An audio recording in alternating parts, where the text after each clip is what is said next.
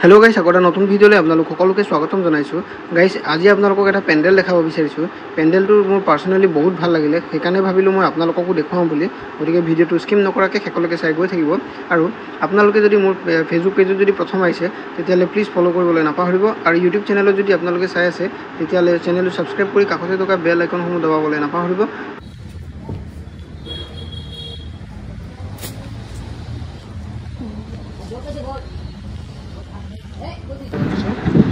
এটো হৈছে ওয়েটিং হল কি ধুনিয়াকে বনাইছে